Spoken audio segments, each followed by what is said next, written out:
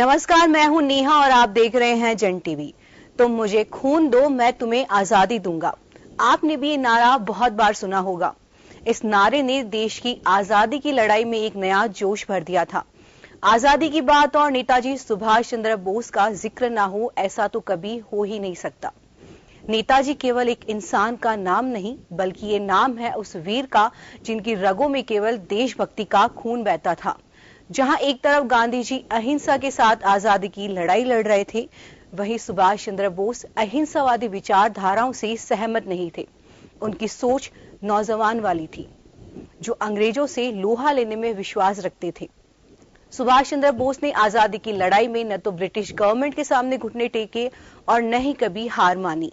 सुभाष चंद्र बोस का जीवन कई रहस्यों से भरा हुआ है, जिनका आज भी खुलासा नहीं हो पाया।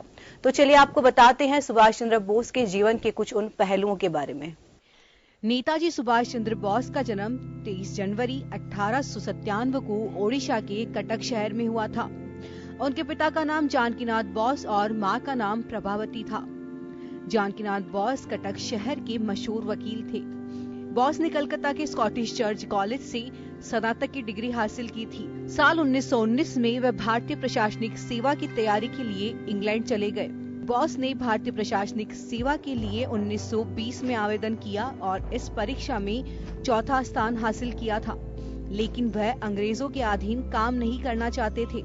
इसलिए उन्होंने 22 अप्रैल 1921 को अपने पद से इस्तीफा दे दिया।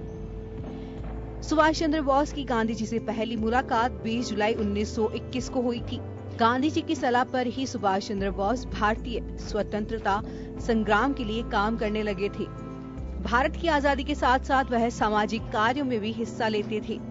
नेताजी को अपने जीवन में कुल 11 बार कारावास की सजा हो चुकी थी। उन्हीं बंदियों के साथ मिलकर सुभाष चंद्र बोस ने आजाद हिंद फौज का गठन किया।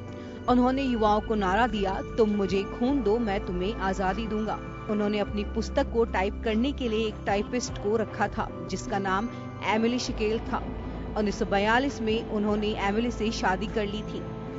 18 अगस्त 1945 को सुभाष चंद्र बोस हवाई जहाज से मंचूरिया जा रहे थे। आधिकारिक तौर पर इस सफर के दौरान ताई होकू हवाई अड्डे पर उनका विमान दुर्घटनाग्रस्त हो गया, जिनमें उनकी मौत हो गई।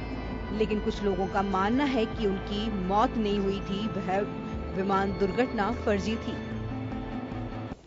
तो आप सभी ने जाना कि कैसे सुभाष चंद्र बोस ने देश की आजादी के लिए अपने जीवन को समर्पित किया था। नेताजी देश के ऐसे महानायकों में से एक है जिन्होंने देश की आजादी की लड़ाई में अपना सब कुछ न्यौछावर कर दिया। उनका संघर्ष ऐसा रहा है जिन्हें देश कभी भुला नहीं पाया है। बोस भारत माता के उन वीर सपूतों में से एक है जिनका कर्ज आजाद भारतवासी कभी भी नहीं चुका सकते हैं। सुभाष चंद्र बोस की 123वीं जयंती पर हम सब सुभाष चंद्र बोस के योगदान को याद करते हुए उन्हें नमन करते हैं। जय हिंद। जन टीवी की लेटेस्ट अपडेट पाने के लिए हमारे चैनल को जरूर सब्सक्राइब करें और नोटिफिकेशन पाने के लिए बेल आइकॉन दबाएं।